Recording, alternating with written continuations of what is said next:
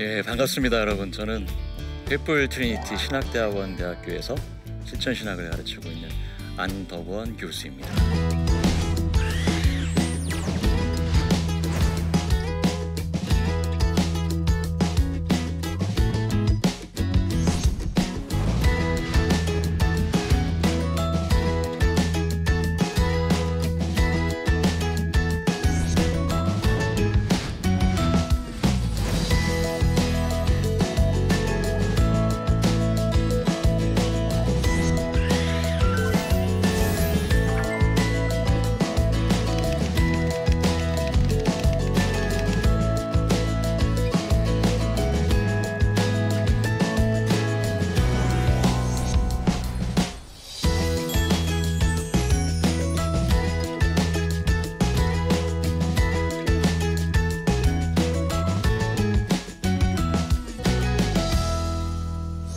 저는 오늘 예배와 회복에 대해서 여러분과 함께 말씀을 나누려고 하는데요. 특별히 기도나 찬양이나 말씀이나 성찬식 이런 것들이 우리의 영적 생활에 어떤 도움을 주고 있는가, 그 부분을 함께 얘기하려고 합니다. 여러분 음악 좋아하시죠? 네. 예, 다들 좋아하시는군요. 어떤 음악을 좋아하세요? 찬송가요. 그렇죠. 클래식 찬송가, 복음성가 좋아하시는 분도 있고 각양각색의 음악이 존재합니다. 기독교 전통에서도 너무나 많은 음악들이 있어 왔는데 그 중에서 가장 많이 사용하는 음악의 종류는 시편이죠. 가장 유명한 게 깔뱅의 제네반 살터라고 시편 교송이라는 그런 놀라운 시편의 모음이 있습니다. 음악과 관련해서 중요한 성경 구절 부분이 우리 사울 왕의 치료에 대한 이야기 여러분 기억하시죠? 다윗이 연주를 했더니 사울의 그 악령이 떠났다. 현대적으로 이렇게 보면 사실은 우울증이나 이런 절망감 이런 것들과 굉장히 가깝습니다. 수금을 들고 와서 연주했을 때 이런 놀라운 일이 일어났죠. 또 기도를 통해서도 회복이 일어나죠. 그런 경험을 직접 하신 분도 있을 거예요. 저도 안수기도를 받고 나았던 경험이 있고요. 절대화하면 물론 문제겠지만 그러나 기도가 가지고 있는 치유의 능력은 우리가 잘 알고 있습니다. 여러분 어떤 기도를 좋아하세요? 통성기도? 통성기도하면 좀 속이 좀 후련해지고 그렇죠. 어떤 분들은 기도문 읽고 기도시라든가 이런 것들을 읽고 참 좋다, 마음의 평안을 느끼기도 하고요, 감동을 받기도 하고요. 여러 종류의 기도들이 존재를 해요. 그리고 이 기도는 성경에서 수많은 사례들이 있는데 그 중에서 특별히 제가 가져온 건 야고보서 믿음의 기도는 병든 자를 구원하리니 주께서 그를 일으키시리라. 그러면서 죄를 범하였더라도 사함을 받고 또 서로 죄를 고백하며 병이 낫기를 위해서 기도하면 나음을 입는다고 이렇게 이야기를 하고 있어요. 실제로 제가 여러 교회를 다녀봤거든요. 근데 그 교회들 중에는 도유식이라고 해서 기름을 이렇게 붓고 치유의 기도를 하는 교회도 있어요. 비근한 예로 분당에 있는 만나교회는 일부 예배 때 도유식을 합니다. 그리고 여러분들이 순복음교회에 가면 가슴에 손을 얹고 혹은 환부에 손을 얹고 기도하라고 그래요. 그래서 기도하면서 실제로 나음을 입는 경우도 있다고 하고요. 그래서 여러 교회들이 다양한 방식으로 기도를 합니다. 여러분 침묵 기도도 기도인 거 아시죠? 기도가 잘 안 나올 때 있잖아요. 솔직히 잘하고 싶은데 참 잘 생각도 안 나고 그럴 때도 있죠. 제가 개인적인 경험을 말씀드리면 재작년인데 저희 어머님이 이제 암 수술하셨어요. 그래서 수술은 잘 되셨어요. 잘 되셨는데 연로하시니까 후유증이 좀 있는 거예요. 그래서 수술한 다음에 쓰러지셨어요. 그래서 새벽에 연락을 받고 올라가는 데 있잖아요. 여러분 제가 그래도 신학교에서 가르치고 목사잖아요. 기도가 안 나와요. 기도가 안 나와요. 그래서 뭐라고 기도할게요? 주님 도와주세요. 그러면서 가는 거예요. 근데요, 이건 부끄러운 일이 아닙니다. 역사적으로 볼 때에도 기도의 시초는 뭐냐면 사실은 그런 기도예요. 아주 단순한 기도. 주님 도와주세요. 그래서 예수기도라는 전통이 있거든요. 원래 이제 정교회에서 생긴 전통인데 그게 뭐냐면 주 예수 그리스도여 우리를 불쌍히 여기소서. 그런 기도예요. 그게 여러분 아시는 분도 있을 거예요. 끼리에라고 그래가지고 오랜 미사에도 있고 우리 개신교에도 있는데 주여 우리를 불쌍히 여기소서. 그 기도가 예배 속으로 들어오는 거죠. 그러니까 짧게 기도한다고 부끄러워하지 마세요. 열심히 하시면 돼요. 진실하게 믿음을 가지고 기도하시면 돼요. 그러면 어떤 일이 일어나죠? 치유가 일어나는 거죠. 회복이 일어나고. 간혹 이런 분들이 있어요. 기도를 구경하세요. 그냥 남의 기도가 되는 거예요. 여러분 시편에 나온 기도들이 사실은 민망한 내용들 많죠. 솔직히 읽다 보면 시편에 나오는 이야기들 중에는요 너무 아픈 이야기가 많아요. 주님 제가 너무 마음이 아파요. 주님 제가 어떻게 이렇게 힘들 수가 있죠? 주님 어디 계신 거예요? 이런 얘기 많잖아요. 근데 이게 다윗의 기도라고만 생각을 하면 자신의 기도가 되질 않아요. 구경하는 거죠. 기도를 그냥 읽는 거예요. 뭐 읽는 것도 좋은데 읽을 때도 여러분들이 다윗의 마음으로 읽으면 돼요. 네, 그러면 정말 놀라운 일이 일어나는 거죠. 성경은 하나님의 연애 편지거든요. 여러분 남의 연애 편지 읽으면 뭐예요? 유치하죠. 재미없어요. 자기 편지가 돼야 돼요. 주님께서 나를 위해 써주신 편지. 그렇게 생각하시면 놀라운 회복의 역사가 우리 안에 이루어지죠. 자, 그리고 말씀 성찬을 통해서도 우리 회복이 일어나죠. 하나님 말씀을 들으면서 어떻게 저렇게 내 마음을 어떻게 저렇게 잘하셔. 세상에 담임 목사님이 CCTV를 우리 집에 설치해 놓으셨나? 그런 생각이 들 때가 있죠. 저도 그럴 때가 있어요. 저도 목사인데 어느 날 설교를 듣는데 어머나 세상에 어떻게 제 마음을 저렇게 잘 아실까? 바로 예배에 빈 마음으로 열린 마음으로 참여하는 사람에게 주어지는 축복입니다. 여러분 그러므로 말씀과 성찬을 통해서도 은혜를 누릴 수가 있죠. 회복이 일어납니다. 성찬식 참여하실 때 그냥 나는 왜 이렇게 조금 주지? 이렇게 하지 마시고 우리 주님께서 나를 위해서 이렇게 찢기셨구나. 나를 위해서 이렇게 보혈을 흘려주셨구나. 이런 마음으로 참여하는 이에게 주님께서 그 마음을 그 가정을 그냥 두시겠습니까? 그 믿음으로 예배를 드리는 거죠. 그래서 예배는 하나님의 말씀을 먹고 회복하고 새 힘을 얻어서 세상으로 나아가는 그런 시간이에요. 그래서 모든 허물과 죄와 아픔과 절망을 내려놓고 하나님의 방법으로 채우는 시간입니다. 자, 그러므로 여러분들이 그 믿음을 가지고 그 치유에 대한 믿음, 확신을 가지고 예배에 참석하시고 절대로 관람하지 마시고 그 드라마에 직접 주인공이 되세요. 그러시면 됩니다. 어떠한 환경이든지 어떠한 처지든지 여러분들이 염려할 이유가 없어요. 여러분 어떤 위기를 벗어나면 8차선 고속도로가 이렇게 앞에 펼쳐져야 되잖아요. 근데 살다 보면 터널이 또 나타나네요. 비포장도로가 나타나고 그런 경우가 허다하죠. 여러분들이 살면서 문제 없는 가정이 어디 있겠어요. 여러분들 마음속에 근심이 없는 분이 없고요. 누구나 다 가지고 있는 인류 공통의 현상이에요. 그런데 그때 주님께서 우리에게 찾아오셔서 어떻게 해요? 어루만지며 여러분들 어려운 상황에서 주님의 손길 기다리시면 돼요. 그리고 그에게 이르되 말씀하시고 일어나서 먹어라. 자, 같이 일하자. 여기에 여러분들의 열린 마음만 있으면 되는 거예요.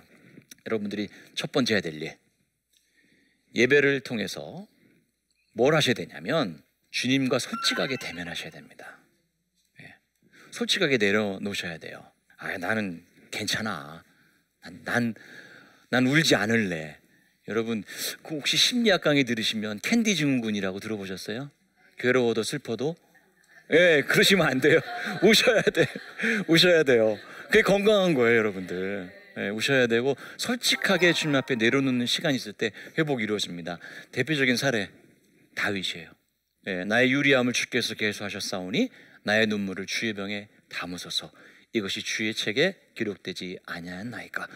사울에게 쫓기다가 아둘람 굴에서 여러분 너무너무 힘들었죠. 피해서 블레셋성 들어가서 바보인 척하고 그랬던 사람이죠. 너무너무 어려운 환경에서 뭐라고 그러냐면 주님 아시지요? 한탄하는 거예요. 탄식하는 겁니다. 이 정도면 돼요. 그러니까 다 아시거든요, 주님께서. 여러분, 내가 할 수 있어 아니고 주님 제가 어려워요.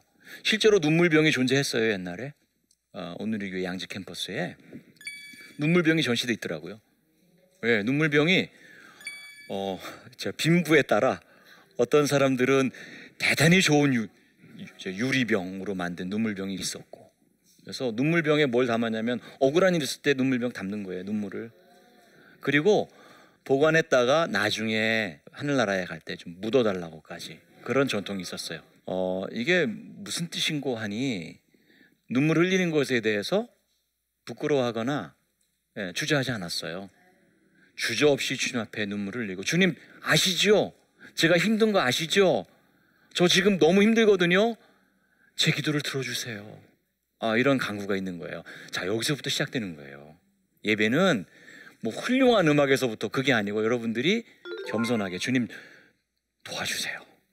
그것으로부터 예배가 시작되는 겁니다. 그러므로 여러분들이 교회에 오셔서 할 일은 뭐예요? 내려놓는 거예요. 내놓는 거예요. 자, 여러 가지 방법이 있죠. 아까 제가 고백했듯이 주님 도와주세요, 이런 소박한 기도로부터 시작해서 차마 기도문이 안 나올 때도 있죠.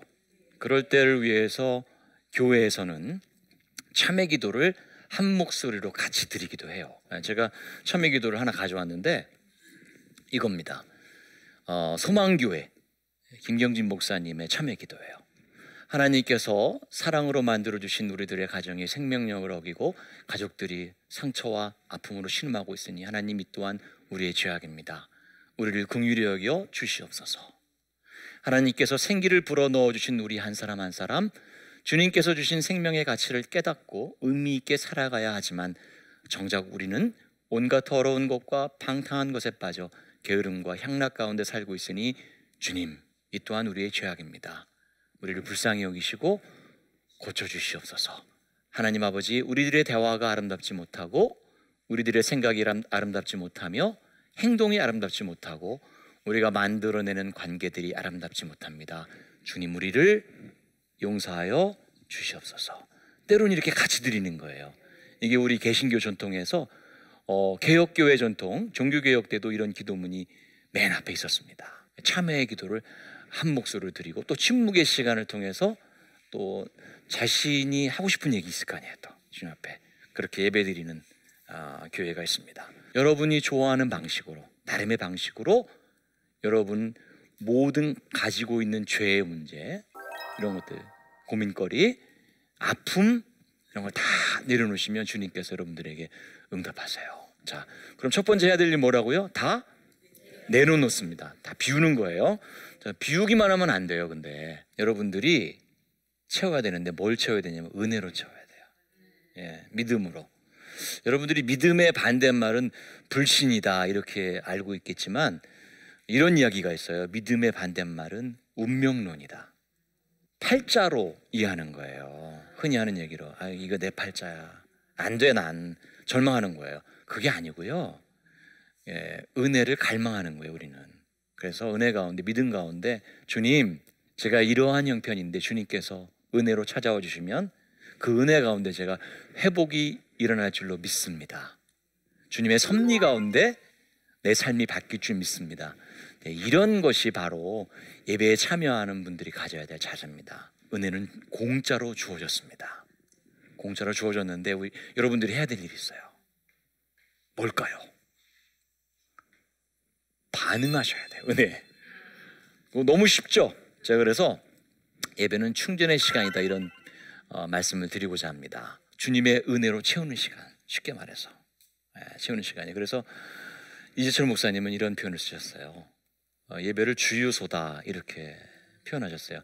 정말 적절한 표현이라고 저는 생각합니다. 흔히 우리가 예배를 생각하기를 주차장, 쉬는 곳, 그렇게 단순하게 생각하는 경우가 있거든요. 근데 그것도 일리는 있습니다. 교회 가서 안식을 얻으니까. 근데 그거로 끝나는 게 아니에요. 충전해서 나가는 거죠. 제가 간혹 쓰는 표현 중에 어떤 표현이 있냐면 변화산 증후군, 이런 표현을 써요. 아시죠? 베드로, 야고보, 요한이 여기서 우리 초막 짓고 삽시다. 주님, 이곳이 좋사오니.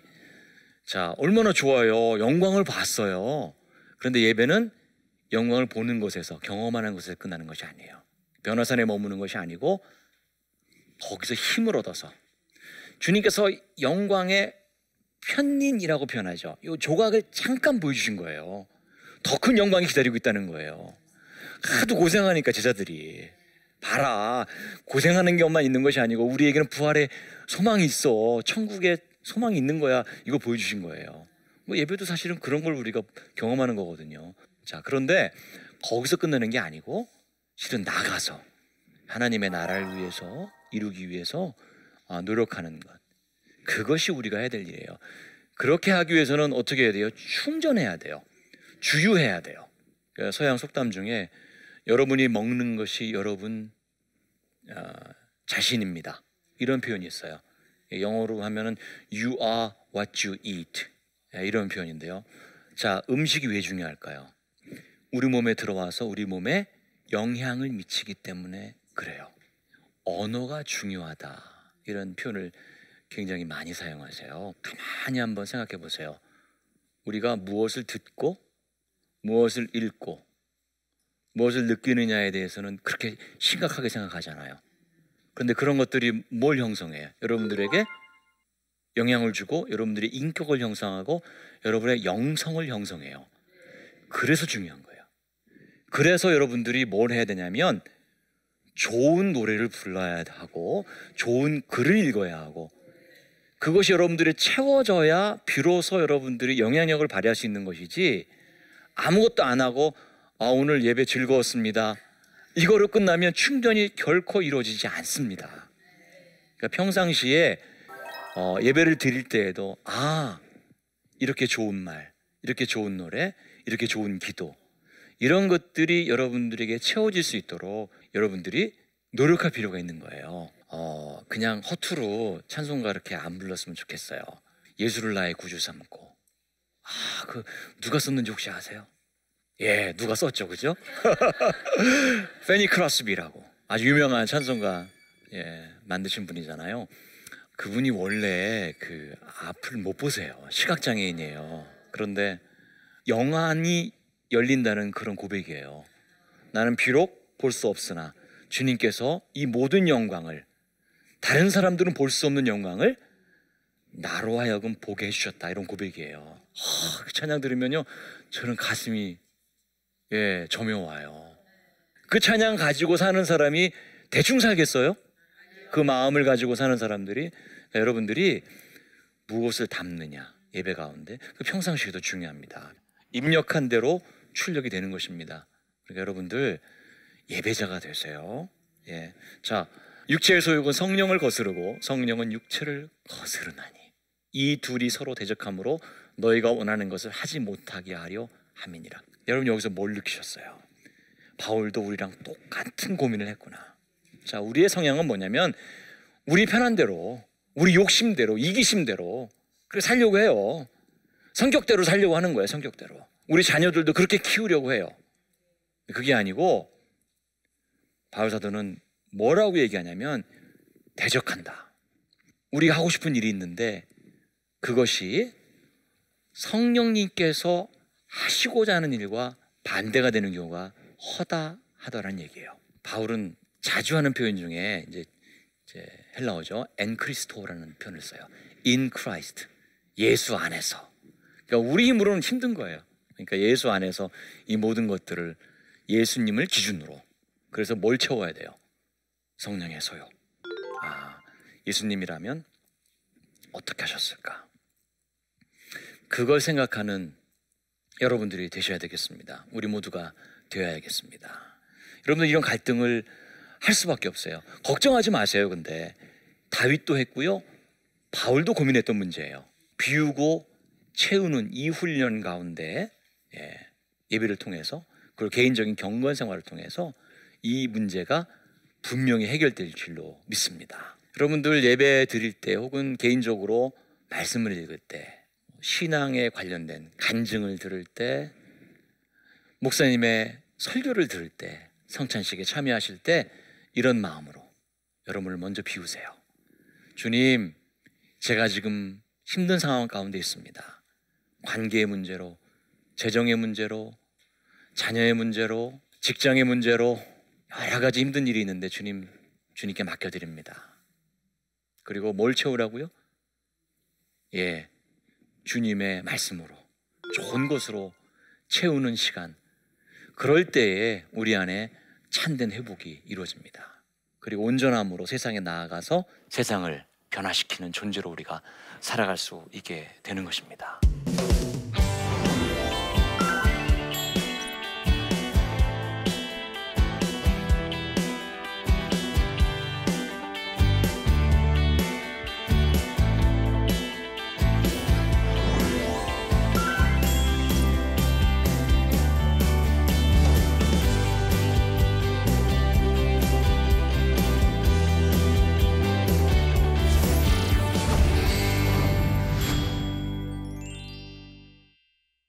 네, 제 강의를 듣고 질문해 주신 분들이 있습니다. 그래서 그 질문을 함께 읽어보고 그 질문에 대해서 생각해보는 시간을 갖도록 하겠습니다. 사업이 힘들어지면서 재정적인 압박과 함께 우울증이 찾아왔습니다. 지금은 약을 먹으며 버텨내고 있지만 예배의 자리는 점점 더 멀어지게 되었습니다.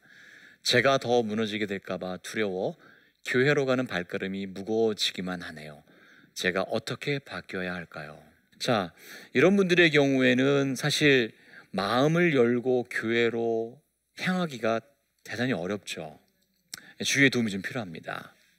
방송을 보시는 분들은 혹시라도 이런 분들이 주위에 있거든 내가 그곳에 가야 되겠다는 마음을 가졌으면 좋겠어요. 먼저 그 부탁을 먼저 드리고요. 예배 외에도 여러분들의 영적인 그 생활을 영위하는 데 도움을 주는 방법들은 대단히 많습니다. 굉장히 다양해요. 예를 들면 이런 거예요. 산책을 하면서 주님께서 함께 걸어간다는 그 생각을 가지고 고백하는 시간을 가질 수도 있고요. 심지어 봉사활동, 어렵겠지만, 그리고 기도하는 시간, 기도도 여러분이 하기 어려울 때가 있어요. 그럴 때는 기도시를 읽으시면 됩니다. 기도시를 읽으면 그게 여러분들에게 도움을 많이 줍니다. 그리고 짧은 기도시보다는 좀 긴 내용이 좋겠다 그러면 간증문을 읽으시는 것도 크게 도움이 됩니다. 예배 시황을 여러분들이 위성으로 볼 수 있어요. 물론 제일 좋은 건 예배에 참석하는 것인데 그렇게 할 수 없으니까 도움을 줄 수 있는 미디어들이 상당수 있습니다. 예, 여러분들이 뭐 이렇게 SNS를 통해서 큐티 나눔을 할 수도 있죠. 사실은 무엇을 어떻게 하느냐보다는요, 어떻게 활용하느냐가 중요해요. 그래서 좋은 내용을 여러분들이 받아서 하나님의 말씀을, 함께 기도를, 그리고 좋은 글들을 읽는 시간, 나누는 시간이 있으면 정말 여러분들의 신앙생활에 큰 유익을 줍니다. 다만 주의하실 점이 있죠. 아까 말씀드린 것처럼 좋은 자료를 구분할 수 있는 지혜가 필요합니다. 안목이 필요합니다. 그런 내용들을 기반으로 해서 결국엔 그것이 공동체로 나오는 기회가 되었으면 좋겠어요. 다음 질문을 한번 보겠습니다. 위암 수술을 받고 치료를 받으면서 몸이 많이 힘들어 교회에 가기가 어렵게 되었습니다. 몸과 마음이 많이 힘드니 예배의 자리에 가고 싶어도 가지를 못하네요. 하나님께 죄를 짓는 것 같아 죄송한 마음이 큽니다. 저는 어떻게 예배를 드려야 할까요? 육체적으로 힘들기 때문에 못 가시는 분들, 이럴 때는 우리 기독교에 아주 좋은 전통이 있어요. 방문, 신방 이런 것들이 있습니다. 요청하시면 좋겠어요. 그래서 예배를 같이 드릴 수 있다면 얼마나 좋습니까? 함께 예배하는 그 가운데 두세 사람이 모인 그곳이 바로 교회거든요. 그걸 먼저 추천해 드립니다. 또 하나는 이거예요. 하나님께 죄를 짓는 것 같아. 저는 이 질문 주신 분이 일단 대단히 깨끗하고 신실한 마음을 가진 분이라고 생각이 들어요. 그럼 충분합니다. 생각해 보세요. 바울이 용서받지 못할 죄를 지었죠. 솔직히 말씀드리면 그리스도인들을 핍박하러 다녔잖아요. 근데 그때 만약 죄책감 속에 갇혀서 아무것도 하지 않고 실망 가운데 있었다면 세상에 지금의 바울, 우리가 지금 보고 있는 바울 있을 수 없었죠. 그겁니다. 죄책감 갖지 마시고 은혜로 해석하면 됩니다. 앞으로 더 좋은 일을 주님께서 하실 것이라고 믿고 그렇게 차근차근 아까 말씀드린 대로 그런 단계들을 살펴보시고 시도해 보시고 그렇게 하면 될 것 같습니다. 예수님께서 베드로의 발을 씻기려고 하자 그렇게 하면 안 된다고 거부를 해요. 그런데 주님께서 이렇게 말씀하시죠. 내가 너의 발을 씻기지 않으면 우리가 상관없는 존재가 된다. 여러분, 예배자들은 주님과 상관 있는 존재예요. 자, 상관이 있으려면 어떻게 해야 돼요? 발을 내미셔야 돼요. 예, 더러운 발을 씻어달라고 부탁하면 돼요. 그냥 이걸 자기를 비우는 거죠. 더러운 부분, 주님 이걸 좀 해결해 주세요. 우리의 모든 죄와 문제들을 다 비워내고 주님으로 채우고 밖으로 나아가는, 그래서 스스로와 여러분의 가정과 여러분의 일터와 세상을 바꾸어가는 신실한 예배자들이 되시기를 간절히 소망합니다. 네, 감사합니다.